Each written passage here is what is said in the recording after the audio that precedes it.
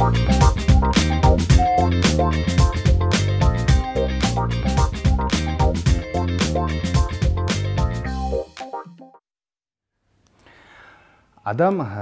ден соолуктун чың болуш үчүн, көптөгөн оорулардын алдын алыш үчүн жылына бир же эки жолу медициналык кароодон өтүп туруш керек. Андан дагы сергек жашоо образында жашаш керек деп ар дайым медицина кызматкерлери айтып келет.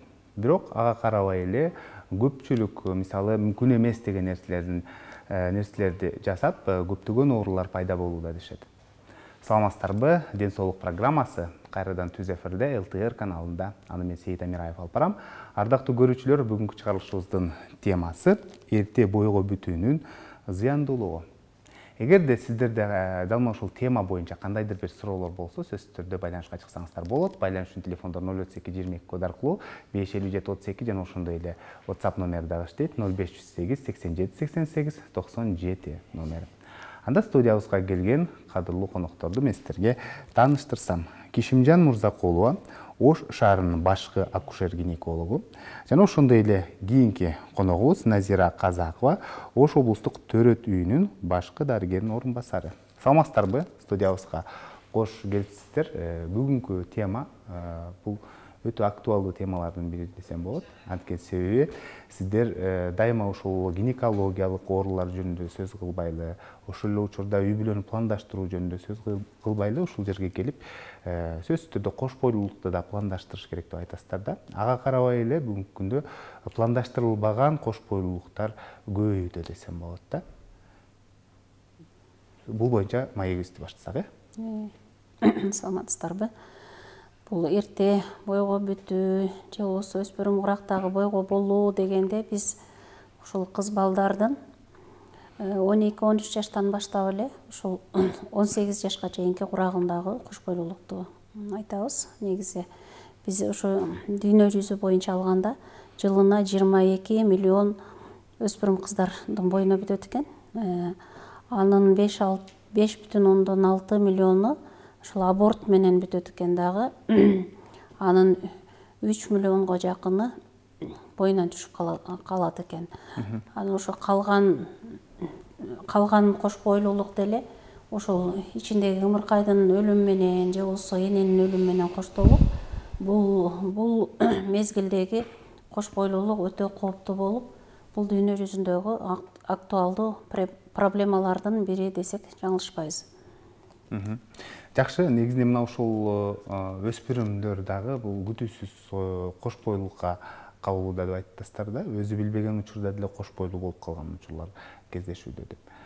Мына ушундай нерселердин болуусуна бул маалыматтын жоктугунанбы же дагы бир башка маселелер барбы? Мисалы сиздерге келген бейтаптардан билесиздер, сүйлөшүп көрөсүздөр дегендей.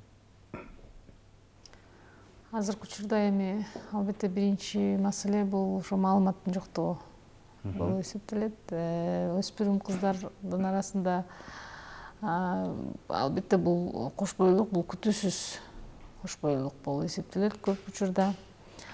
Анан биздин азыркы күндө мына дагы бир көйгөй бул кыздарды эрте турмушка берүү, эрте эле күйөөгө берип ошо эрте турмуш куруп, мындайча айтканда баягы немеси жашы жете элек кыздар кош бойлуу болуп келип төрөгөн учурлар да көп кездешет. Несовершеннолетний деп коет.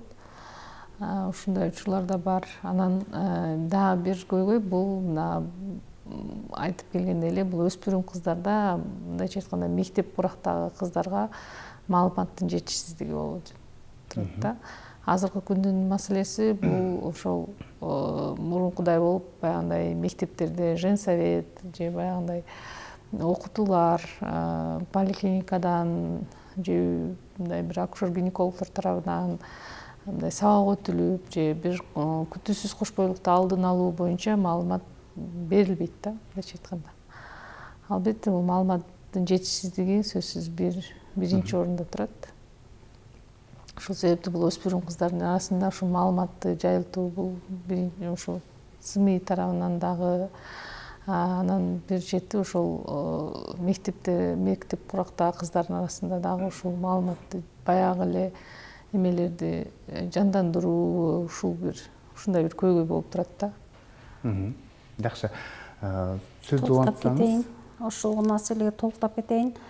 Шаардын башка адис катары, мисалы, бул реформадагы бизде мындай бир топ алдыга кетип калды окшойт дейм. Бизде мурда акушер-гинеколог деген штат бар болчу. Азыр шаар боюнча мен деле акушер-гинеколог катары эсептелбейм да, үй бүлөлүк дарыгерлер тобу, анан өспүрүмдөрдүн акушер-гинекологу жок бизде. Анан бул жергиликтүү бийлик, ушул бардык бутактар, укук коргоо органдары, дин кызматкерлери бардыгынын эле ушул көйгөй калып эле биз ошол баягы өрт чыкканда өрт менен эле өрттү өчүрүү менен алек болуп атабыз деп ойлойм. Мен ушу 2018 жылдагы бул анда бийликте башка адамдар отурушкан, өспүрүмдөр мектебин ачайлы, ушуларга бул эң мындай бир активдүү мезгилге туура келген мезгил. Булар бардык нерсени татып, бардык нерсенин үстүнөн чыккысы келет да. Анан көбүнчө азыр ата-энелердин баары миграцияда, тала ташта жүрүшөт, акча табам деп. Бул турмуштун көйгөйү, анан чоң ата, тайне тайталарына коюп коюшат. Анан бардыгыбыз неберелерди жакшы көрөбүз. Буларга бир көзөмөлдүн жоктугу болот өспүрүмдөргө. Экинчи жолу алар биринен бири эле алышат. Анан бул информациянын өтө көптүгү дагы ушулга алып барышат да. Себеби интернет булактарында ар кандай мындай сексуалдык жактан дагы бир кыздарды айтабыз да, биз психологиялык жактан дагы булар ушул сексуалдык катнашка эртерээк жетилип калып атышат. Ошо интернет булактарын алып бизде мындай бир аябай чектелбейт да информация, бардыгына бирдей кете берет маалымат. Ушул анан экинчисинен алганда буну бизде өспүрүмдөр дарыгери деп эсептелчү эле мурда. Өспүрүмдөр дарыгеринин дагы жоктугу болуп калды. Бул ошол үй бүлөлүк дарыгердин эле мисалы 1700 калкты тейлей турган болсо, ошон үчүн өспүрүмдөр ал эми үй бүлөлүк дарыгерге бардык кызмат башына үйүлгөн. Бул ВИЧ-СПИД боюнча дагы иштеш керек, үй бүлөнү пландоо боюнча да иштеш керек, кош бойлуулар менен да иштеш керек, жүрөк кан тамыры бүткүл оорулардын бардыгы. Анан бул өзүнүн дагы бир убактысы тар болгондугуна байланыштуу өспүрүмдөргө ушул жакшы көңүл бурулбай келет да. Бурулбай калган учур, азыркы учур. Жакшы, ошондо айтсаңыз, мисалы өспүрүмдөрдүн өзүнчө гинекологу болуш керек депчи. Анан жөнөкөй гинеколог менен өспүрүмдөр гинекологунун айырмачылыктары болобу? Өспүрүмдөр гинекологдордун эми бардыгыбыз эле бирдей диплом алып бирдей окуганбыз, бирок өспүрүм мезгилдин өзгөчөлүгү бар да. Аларга өзгөчө мамиле керек, психологиялык жактан. Анан бул өсүп жетилгөндө, мисалы чоң аялдар өсүп жетилүүсү токтогон аялдар менен иштөө бир топ жеңил. Булардын жаш өзгөчөлүгүн карап, айына каратып, жылына каратып, өзгөчө мамилени талап кылат. Бардык тарабынан алганда. Бизде ошол өспүрүмдөр дарыгери эмес, чоңдордун дагы акушер-гинеколог дарыгери жок да, мисалы Ош шаарында жок. Бул баягы жаңы реформанын негизинде. Жакшы, анан мисалы эрте бойго бүтүп атат деп айтып атасыздар да, негизинен эрте кош бойлуу болгондор көп өспүрүм кезинде. Негизи канча жаштан баштап кош бойлуулукту күтсө болот кыздар? Эгерде канча жашка чейин мүмкүн эмес, такыр анын ден соолугуна зыян келтирип калышы мүмкүн. Ал дени сак наристени жарык дүйнөгө алып келе албай калышы мүмкүн, жана башка. Өзү биз 16 жаштан 49 жашка чейин бул төрөт курагындагы аял деп эсептелинет. Бирок төрөткө 16 жашындагы кыздар даяр эмес болот. Себеби алар өздөрү бала. Организмдагы ошол биз күткөн деңгээлди өрчүгөн болбойт. Негизинен бул түштүктүн кыздары 20 жаш, 21 жаштан кийин кош бойлуу болсо болот. Ал эми түндүктүн кыздары баары бир түндүк региондо өсүп жетилүү 1,5-2 жылга артка жүрөт да. Бизденчи ошо 23 жаштан кийин, мисалы түндүктө, мисалы мына Нарындын, Тоолуу райондордо, мисалы өзүбүздүн деле мына Чоң Алай, ушуларда кыздардын жетилүүсү бир топ аркада да 1,5 жылга кечирээк болот. Мында кандай болот? Бул экологиянын таасиринен уламбы? Бул күндүн өзү негизи адамдын бардык жакшы сапаттары эненин сүтүнөн жана күндүн нурунан деп айтып келебиз го. Негизи булар күндүн нурунан дагы көп нерсе көз каранды. Бул жерде мисалы мына Чоң Алай районунда 6 айдан 8 айга чейин кыш болот да. Жай мезгил өтө аз мезгил. күндү көрбөйт, витамин D жетишсиз, витамин D жетишсиз болсо кальций жакшы сиңбейт, магний жакшы сиңбейт. Ал эми ошол эле микроэлементтер жок болсо биздин эстроген, прогестерон деген гормондорубуз бар. Ошолордун иштелип чыгуусу кечендейт. Ошонун негизинде кыздардын өсүүсү дагы кечендеп мына кечирээк болот да.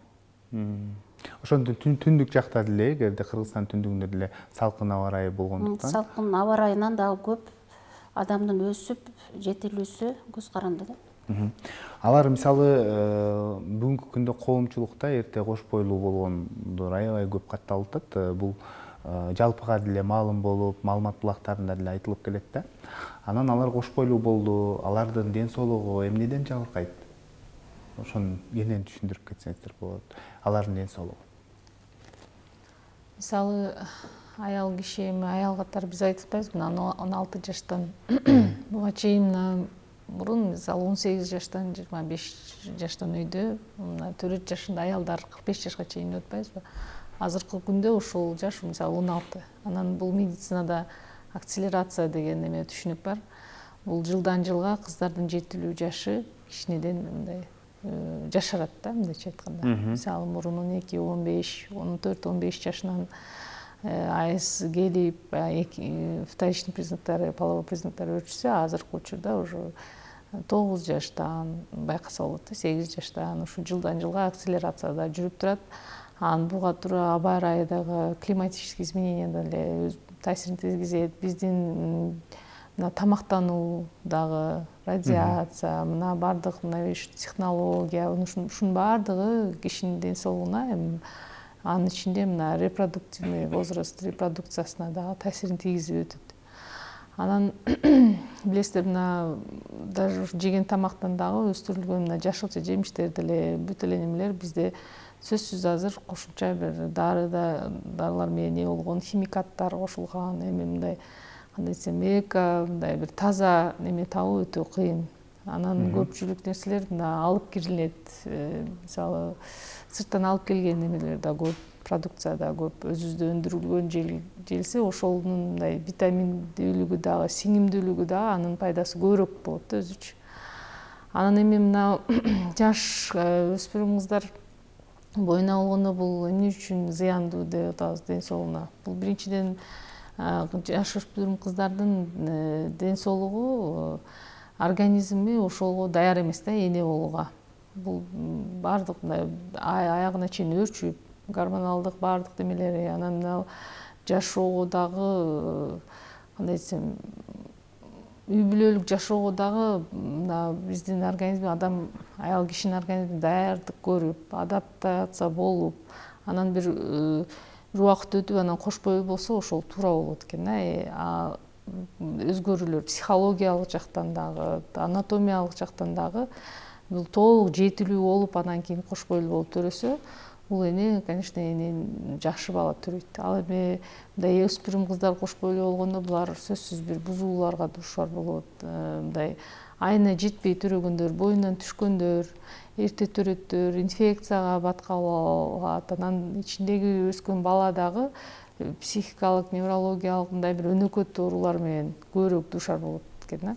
Көбүрөөк кездешет экен ушуларда. Анан сиздер билгендей эле өспүрүм жаштагы кыздар бул күтүүсүз кош бойлуулук болот көп учурда. Анан көпчүлүгү абортко барышат дагы. Бул дагы аборт дагы эч качан мындай бир өзүнүн кабылдоосуз калбайт, сөзсүз бир изин калтырат, ден соолугуна зыян келтирет, кийинки кош бойлуулук болобу болбойбу деген маселе жаралат. Ушундай көйгөйлөрдү жаратат да.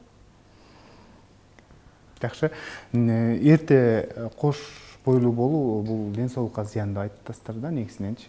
Анан бул күтүүсүз кош бойлуулук болду, бирок аны кээде мисалы ошол организмиме зыян болот деп, ошол кош бойлуулукту жок кылууга аракет кылышат да.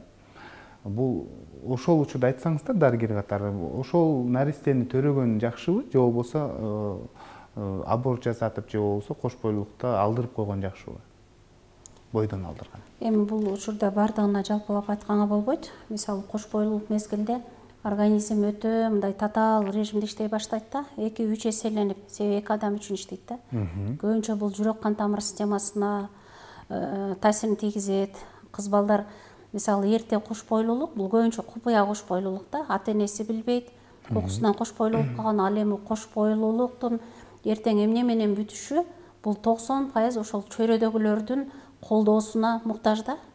Колдоосу бардыгы ушундай бир кубаныч менен ошого керектүү дары дармектерди алып берип, ошого бир кам көргөн учурда гана бул кош бойлуулук жакшы бүтөт да. А негизи бул кош бойлуу болду, бул кээде өзүнүн кош бойлуу болгонун деле билишпейт да. 4-5 айга чейин качан ошо ичиндеги күмөнү кыймылга келип калганда анан кош бойлуу болуп калганын билип, анан булар кимге кайрылышын билбейт, баягы бир досуна кайрылат, бир тааныш билиштерине кайрылып, мындай бирөөдөн бирөөгө дароо эле бир дарыгерге деле келе коюшпайт да, бул өспүрүм кыздар. Себеби ата энем айтып коет же ушундай бир кооптонуу пайда болот дагы. Бул жерден булар моралдык жактан дагы мындай өзүнчө эзилүү, чүнчүп кетүү пайда болот дагы. Буларда өтө көп мындай токсикоз маселеси деп коет, баягы кусуп, ошол баягы талгак баш караңгы, кан азайып кетиш, ошол баягы баланын тонунун жакшы өспөй калышы, же ошол ичиндеги күмөнүн өспөй калышы ар кандай кабылдоолорго көп учурайт. Бирок ошол төрөш жакшыбы же төрөбөгөн жакшыбы? Экөөнүн кабылдоосу окшош эле. Окшош эле мындай карагандачы. Анан төрөп алганда эми баягы организм ошончо гормон 9 айга эсептелип чыгат да. Ошол гормондун баардыгы иштетилип, баардыгы билип, анан канчалык ошол бала бул купуя болду, жашыруун боюнда болду, ата эне баары өзүнүн баласына аябайт. Мында кичине кызга кам көрүү башталат да. Эгер ата энеге айтпай боюнан түшүрүп салса, ошол боюнан түшүргөнүн эртеси эле бул оор жумуштарды жасап, же дагы бир башка жумуштар жасап, ар кандай инфекциялык ооруларга, ошондой кабылдоолорго учуроо аборт учурунда көбүрөөк болуп калат да буларчы. Ошол анан төрөгөндө деле ошондой эле кабылдоо, бирок эми аборт учурунда булар психологиялык жактан дагы жабырланып, булар ушул көп жылга чейин созулуп кетет да. Анан эми кайсы бир этапта ата эненин колдоосун сезген өспүрүм кыз өзүн өзү түздөп кетет да. Биз мына практикалык деле жүздө көрүп жүрбөйбүзбү? Практикалык түрүндө деле. Жакшы, мына ушул кош бойлуулукту жок кылуу же болбосо бойдон алдыруу, бул жогоруда жакшы айттыңыздар да, негизи адамдын психикасына да өзгөчө таасир берет депчи. Анан мына ушул психикасына таасир бергенде кандайдыр бир гормондордо дагы өзгөрүүлөр болот деп айтылат да. Сиздер медик катары түшүндүрүп берсеңиздер. Сөзсүз түрдө болот да. Гормондор мисалы бойдо болгондо биз мисалы 1-2 айлык эмес да, бул 9 айга ылайыкташтырылып гормондор бөлүнүп чыгат. Ошол кош бойлуулук болгондо мисалы биз 2 айында же 1 айында ошол кош бойлуулукту үзгүлтүккө учурап аборт жасап койгон болсок, калган 8 айлык 7 айлык гормон бул организмде эле чогулуп калат да. Чогулуп калат, бул гормоналдык бузулуулар келип чыгат бул кыздардачы. Ар кандай бузулуулар келип чыгат, киста, миома, ар кандай бул шишик оорулары келип чыгат, анан айыздын бузулуусу келип чыгат, анан буларда депрессия пайда болот. Баягы булар эми керектүү ошол гормонду бузулууну гормон менен гана жөнгө салабыз да. Анан ошол гормоналдык дайындоолор дагы кээде бул өспүрүм кыздарга мындай туура келбейт да. Каршы көрсөтмөлөрү толтура болуп калышы мүмкүн. Ошондой буларды жөнгө салып, кайра мурдагы өзүнүн калыбына келтирүү өтө оорго турат дарыгерлер үчүн деле. Бир жагы булар өтө кеч кайрылып калат. Анан ошонун эсебинен бул кыздарыбыз убагында дарыламаган үчүн бул баягы гормоналдык бузуулар негизинде бул тукумсуздукка деле алып келет. Ар кандай ооруларга, кабылдоолорго, кээде булар ушу жатынынан ажырап калган учурлар болот, баягы инфекцияга кабылып, ошо жатыны кабылдап кетип, баягы ысытмалап, ар кандай мындай септикалык ооруларга дагы туш келип калган учурлар көп да булардын ичинде. Жакшы, анан айтасыздар да ар дайым элечи, бул өспүрүм кыздардын саламаттыгына биринчи кезекте энеси, апасы өзгөчө көңүл буруш керек депчи. Анын ден соолугуна карап, бардык нерсени ошол апасы үйрөтүш керек деп.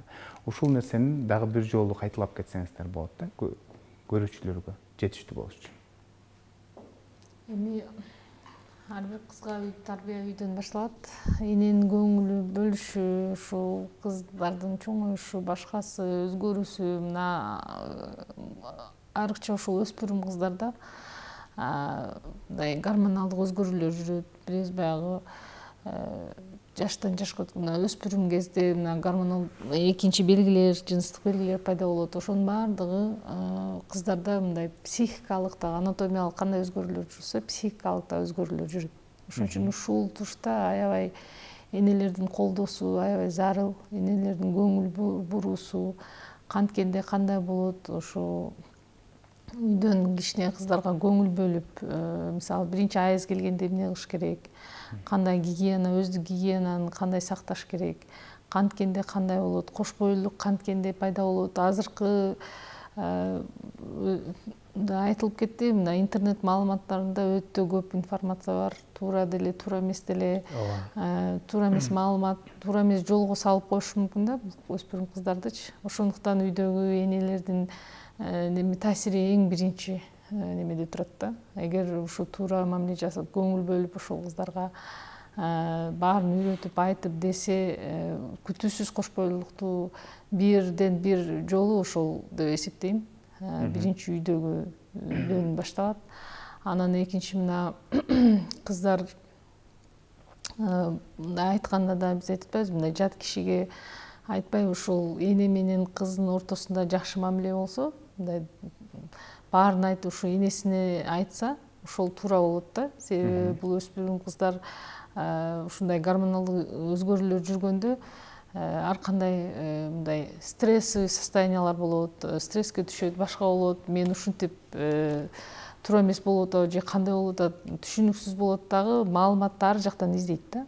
Ошол маалыматты ушул энелер берсе эң туура болмок да. Энелер эми биз дайыма эле кыздарыбызга күйүп, мындай туура жагын, оң жагын түшүндүрүп туура айтат да, анан башка интернет булактары же башка көчөдөгү аялдар, достору туура эмес маалымат берип коюшу мүмкүн. Анан ошол эле баягы күтүүсүз кош бойлуулук болгондо биз айтып атпайбызбы, өтө мындай бир туугандарына, энесине көпчүлүк айтпайт дагы. Булар баягы абортко дагы айтпай барышы мүмкүн дагы. Бул аборттор мындай криминалдык аборт деп айтылат да, мына кечкисин же мамлекеттик эмес эмеге барышат, кайрылышат. Себеби эч ким билбеш керек. Бул жашыруун болот көбүнчө. Анан ошонун баардыгы өзүнөн кийинки кабылдоолорду алып келет да. Кандай шарттарда, кандай санитардык шарттарда бул аборт жасалды, кайсы убакта, кандай көргөзмө менен, аборттон кийинки кабылдоолор алдын алынды, алынбадыбы. Бул өспүрүм кыздар биз билишибизче көрүп эле жүрөбүз, бир кайрылган боюнча, аборт жасаткан боюнча экинчи кайрылбайт да. Ошол бойдон баягы күнүмдүк турмушуна кирип кетет дагы.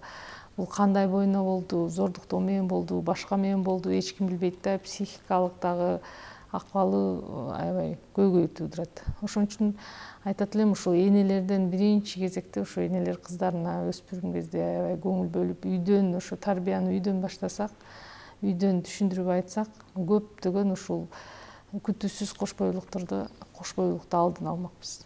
Жакшы, мындай деген суроо келиптир. Жалпылай берсем, баягы этек кирдин келүүсү, мисалы, жаш өспүрүм кыздарда канча убакытка чейин келет? Мисалы, көп келүүсү, аз келүүсү деле бул патологиялык оору деп билсек болобу? Болот. Кыз балдардыкы эми ар кандай. Бул Назыр уламан айтып кетти го. Кыз балдардыкы акселерация дейт. Азыр ушул 7-8 жаштан айыз көрүп калган кыздарыбыз деле бар. Негизи 16-20га чыгып кеткен кыздарыбыз эле айыз көрбөгөн кыздарыбыз бар. Негизи айыздын эң нормалдуу мезгили 3 күндөн 10 күнгө чейин болот. 3 күнгө чейинкиси дагы бул айыз эмес, бул мисалы шариаттык мааниде эле бул истихаза болуп эсептелет, же болбосо бул оорулуунун кан көрүүсү дегендей болуп калат. 10 күндөн ашып кетсе дагы бул ошол истихаза деп эсептелет, бул дагы оорулуунун кан көрүүсү. Ал эми 3 күндөн 10 күнгө чейин бул апасынын, тайэжесинин, тайнесинин адаты канчалык болсо, кыздарда да ошончо күн көрөт да. Негизи бул тукум куучулугу ошол апасы тараптан берилет бул айызга. Ошону эске алабыз. Анан баягы айыз келип баштаганда 1 жылга чейин бул ошонун калыптануу мезгили болот. Мисалы 1 жылга чейин буга өзүнө коюп коюш керек да, өзү калыптанат. Эч кандай дары-дармек бербешибиз керек. Эгер 1 жылдын ичинде ушул калыптанбаса, анда биз ага кийлигишибиз керек. Жакшы, мындай деген суроо калтырыпты теле көрүүчүбүз. Саламатсыздарбы? Бөйрөгү ооругандар дейт, энурез менен ооругандар эгерде кош бойлуу болуп калса дейт, кандай болот деген суроо калтырыпты да. Бөйрөк ооругандар эми бөйрөктүн оорусу бул сезгенүүсү болот, пиелонефрит болушу мүмкүн, ташы болушу мүмкүн. Эми бөйрөктүн оорулары көп. Бөйрөк оорусу кош бойлуулукка эч кандай таасирин тийгизбейт. Эгер ошол кезде сезгенбесе, оорубаса, температура болбосо, Эгер кош бойлуу болуп, анан мурдатан бөйрөгү ооруп жүрүп, анан кош бойлуу болуп, бирок ошол тушта оорубай, температура болбой, жашына жүрсө эчтеке болбойт. Эгерде кош бойлуу болуп, анан бөйрөгү ооруп, температурасы көтөрүлүп, дене табы көтөрүлүп, ооруп калса, анда дарылап өз учурунда. Кайра эле кош бойлуулуктун эч качан бөйрөк оорусу бул кош бойлуулукту токтотуу же болбосо аборт жасоого көргөзмө болуп эсептелбейт да. Бөйрөк оорусу менен аялдар кош бойлуу болуп эле төрөп эле жакшынакай төрөп алса болот. Энуроз менен ооругандар дейт. Энуроз менен ооругандарда деле өзгөчөлүк жок. Кайра ушул кош бойлуулукта ошол мен билген 1-2 кош бойлуу мезгилде ошол энурезия калып кеткен да. Калып кеткен. Жакшы жака өзгөрүү болгон да. Себеби психологиялык жактан да бул өзүн эне болууга даярдайт. Организм да өзүнчө мындай калыптанып, башка нукка түшүп калганын көрөбүз да кош бойлуулукта. Негизинен бул энуроз оорусун мен билгенде неврологдор жана психиатрлар дарылайт эмеспи? Демек, кош бойлуу кезинде кандайдыр бир жакшы жагын таасир берип, кош бойлуулук анан жакшы жакка өзгөргөн экен. Жакшы, биз маегибизге бир аз сынгуу жарыялап, кезекти видео материалга берсек, андан соң кайрадан жолугушабыз. Биз менен бирге болуңуздар.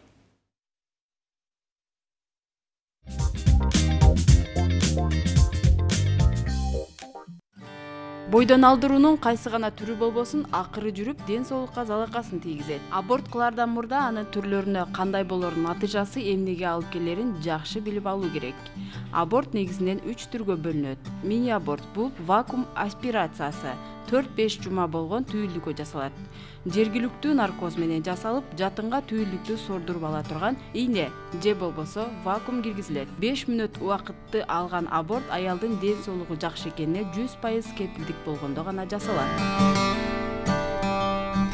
Медикаментоздук аборт бул 5-8 жумалык түйүлдүктөргө жасалат. Тирүү түйүлдүктү жок кылууга дарынын жардамы колдонулат. Классикалык аборт 16-28 жума аралыгында жасалуучу аборт. Түйүлдүктү медициналык жабдык менен улам денесинин бир бөлүгүн жулуп олтуруп, жатындан аны толугу менен алып таштайт. Бул мөөнөттө бала дем алып, жүрөгү согуп, тирүүлүк үчүн күрөшүп калган кези болот. Демек, тирүү адамды өлтүргөнгө барабар.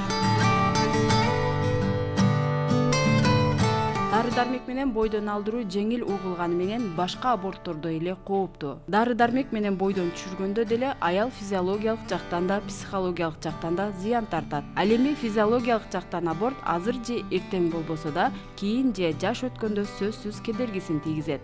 Дары биринчиден күчтүү болуп, башка органдарга туура эмес таасир этет. Кан көп кетип, аз кандуулукка алып келет. Дары менен бойдон алдырганда төрөгөн сыяктуу эле жатын калыбына келе элек болуп, түрдүү инфекциялар кирип кетиши мүмкүн. Эң коркунучтуусу кийин балалуу боло албай калышыңыз мүмкүн. Негизи эле аборт көптөгөн гинекологиялык ооруларга жол ачат. Убакытты аябай дарыгерге көрүнүп, кеңешип туруу зарыл. Жогоруда аталган аборттун 3 түрү тең эле ден соолукка абдан зыян. Ошондуктан аборт кылаардан мурун ойлонуңуз.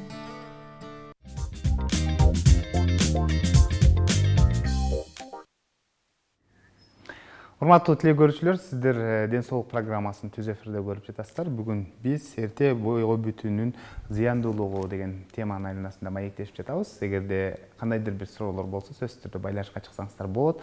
Байланышчы телефондор 082 код аркылуу 55732 жана ошондой эле WhatsApp номери дагы иштейт 0508 87 88 97 номер. Жогоруда көрдүңүздөр, мына бойдон алдыруунун түрлөрү жөнүндө да. Анан ушул бойдон алдыруунун түрлөрүн дагы өзгөчө мааниге ээ деп айтылат да. Себептен де ошол аял кишинин ден соолугуна зыян келтирип коюп, доо кетип калган учурлар болот депчи.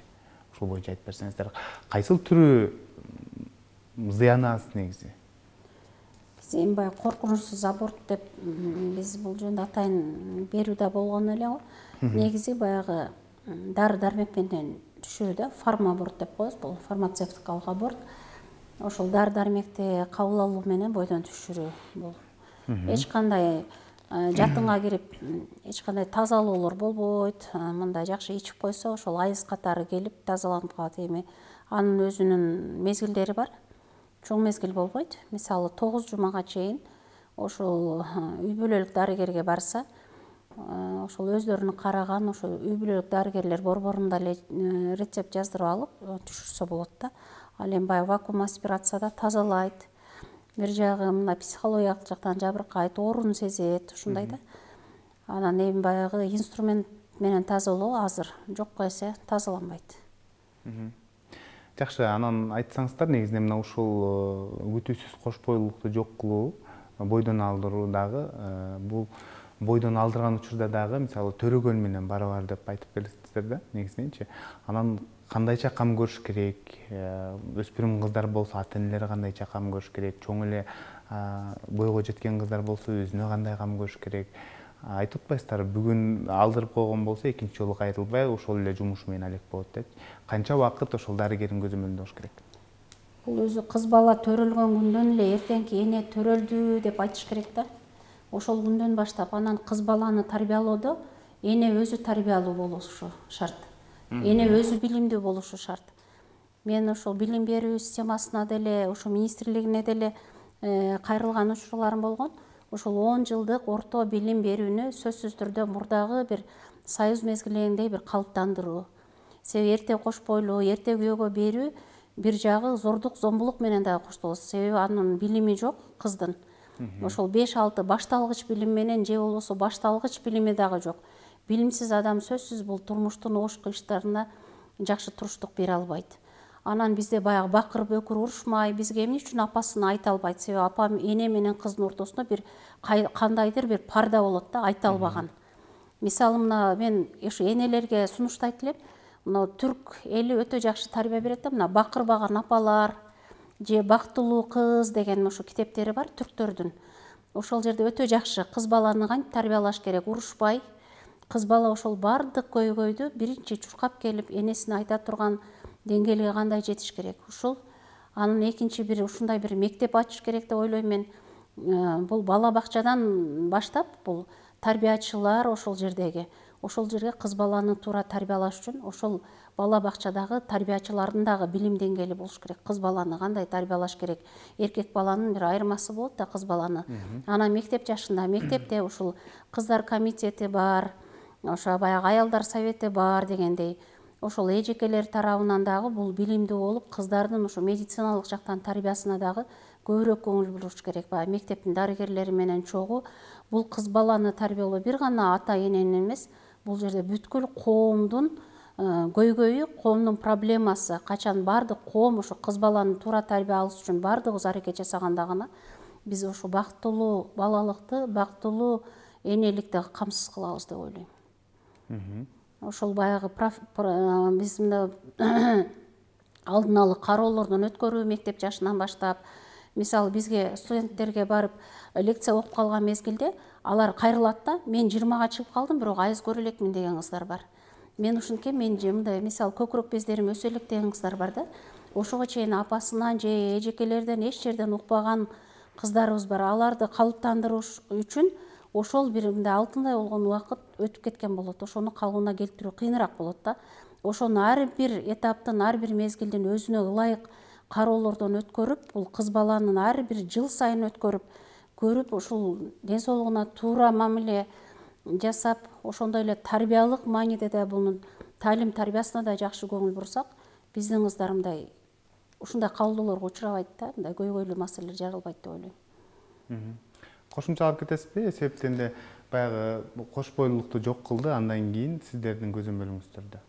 Кош бойлуулукту жок кылгандан кийин биз ушул абортту айтат элем, ушул медициналык кызматкерлер тарабынан гана, айрыкча ушу акушер-гинекологдор гана тарабынан гана жасалса туура болмок. Себеби азыркы күндө мына буга чейин да бул көрүнүш болуп келген.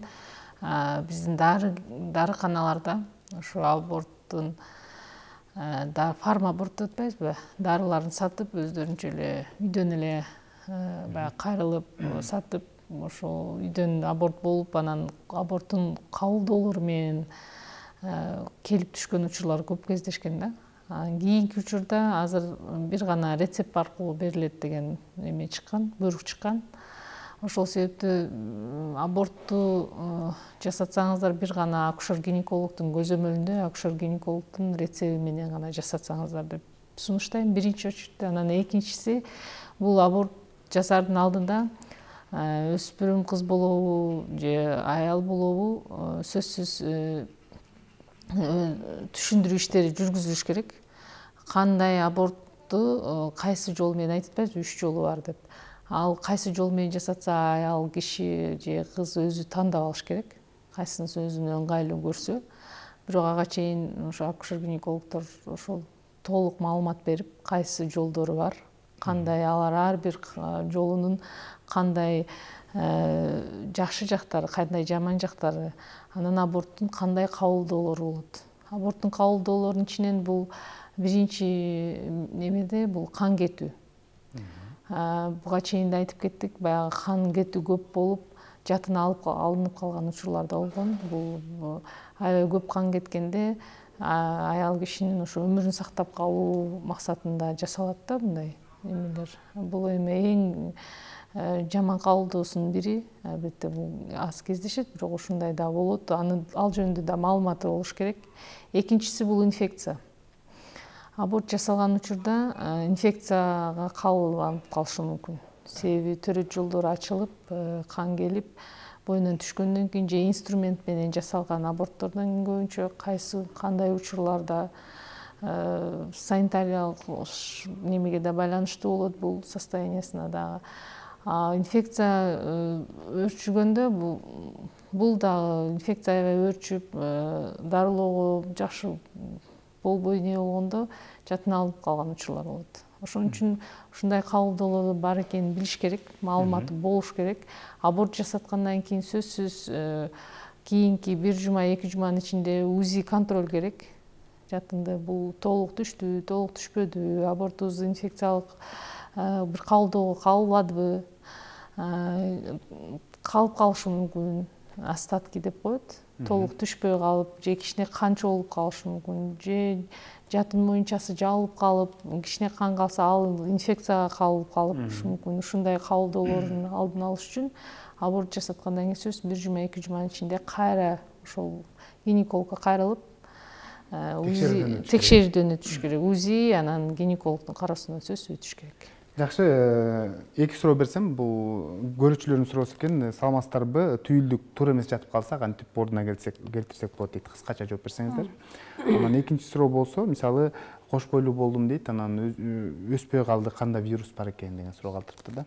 Кыскача жалпылап туруп жооп берип койсоңуз, э?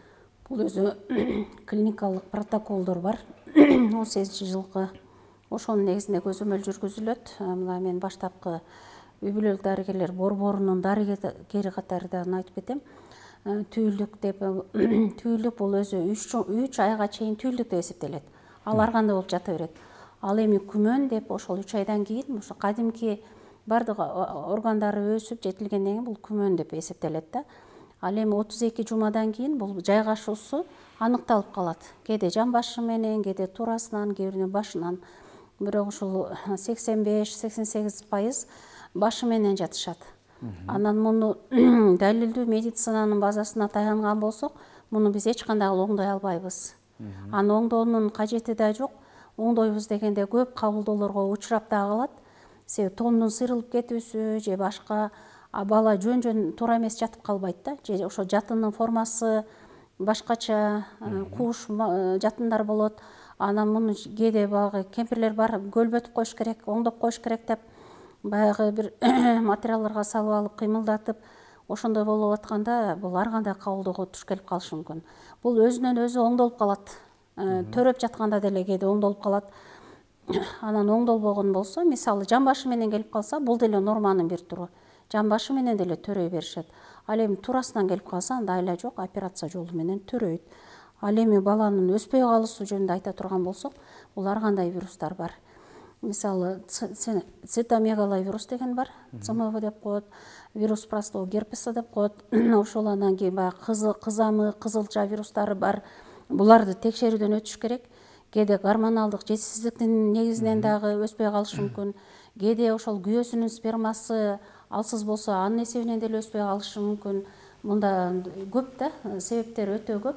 Анан ар бир учурга өзүнчө баа берүү зарыл. Ошонун өзүнүн жыйынтыкка келип, анан ошону дарылайбыз да. Жакшы, ардактуу көрүүчүлөр, бүгүн бизде конокто Кишимжан Мурзакулова, Ош шаарынын башкы акушер гинекологу жана ошондой эле кийинки коногубуз Назира Казакова, Ош облусунун төрөт үйүнүн башкы дарыгеринин орун басары болду. Сиздерге рахмат айтабыз. Атайын убакыт бөлүп бүгүнкү тема боюнча жакшы маалымат айтып бердиңиздер. Анан дагы сөзсүз түрдө ошол жаш өспүрүм кыздардын билим деңгээлин өстүрүш керек деп айтып калдыңыздар да. Ошол эле учурда аларды караган энелердин дагы ошол сабаттуулугун өстүрсөк, бул көйгөйдүн алдын алган болобуз деп ойлойм. Ушун менен Ден соолук программасы өз соңуна келип жетти. Аны мен Сейит Амираев алып бардым. Кайрадан эфир аркылуу амандашканча сак саламатта туруңуздар.